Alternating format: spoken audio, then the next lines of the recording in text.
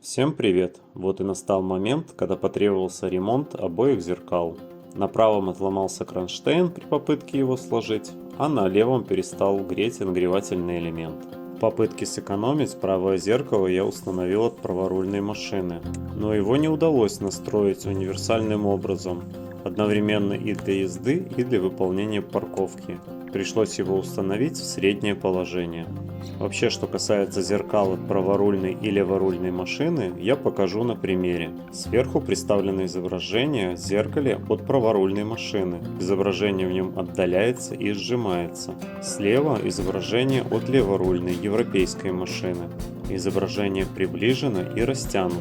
Оба этих зеркала являются сферическими, то есть имеют дополнительную секцию для изменения угла обзора. Но видно в них, как видите, совсем по-разному.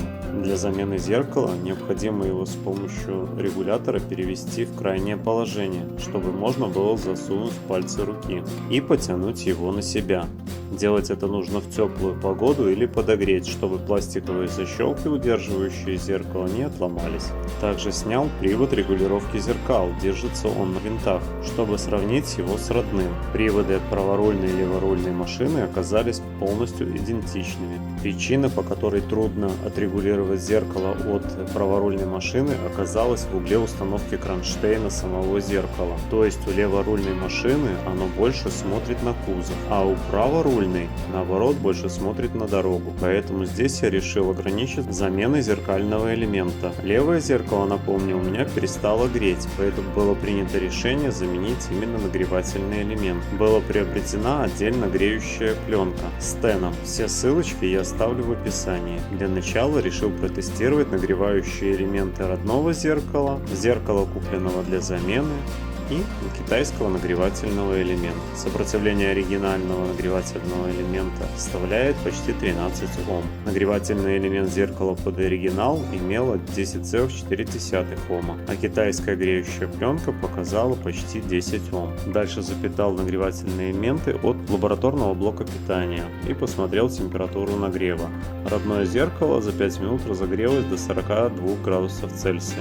Зеркало под оригинал до 44, а пленка до 50 градусов. Правда, она была без зеркального элемента. Неисправный нагревательный элемент не грел вовсе, хотя и потреблял порядка 140 мА. Но этого очень мало по сравнению с исправными тенами на зеркалах, которые потребляют до 1 ампера. На правом зеркале я только поменял направляющие, посадив их на термоклей. Левое зеркало пришлось расклеивать полностью. Лучше всего это делать с помощью термофена. Новая пленка универсальная и просто клеится на двусторонний скотч. Она может немножко не совпадать в размер, поэтому незакрытые края придется закрыть стрием скотчем. Поверх пленки клеим уже зеркальный элемент и получаем вот такой вот сэндвич. После чего лезвием канцелярского ножа по периметру обрезаем все лишнее. Также все прогреваем термофеном, чтобы все хорошо приклеивалось. Основное внимание уделяем контактам. Если хорошо прогреть вокруг них термофеном, то основание обформуется по форме этих контактов. По периметру зеркала желательно проклеить клеем. Я использовал клей для замены ЖКИ экранов B7000. Ссылку на него я также оставлю в описании. Последовательность установки обратная. Хоть контакты на обоих зеркалах и получились в верхнем углу, в корпусе места предостаточно, чтобы они не загнулись. Остается самая приятная процедура – произвести настройку зеркал левого с замененным нагревательным элементом,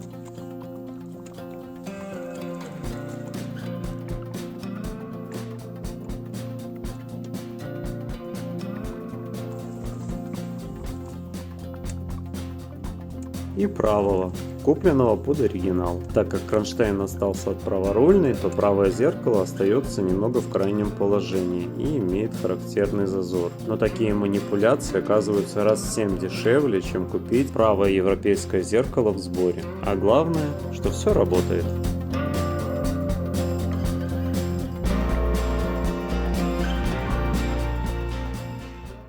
Ставьте лайки и подписывайтесь. С меня много интересного.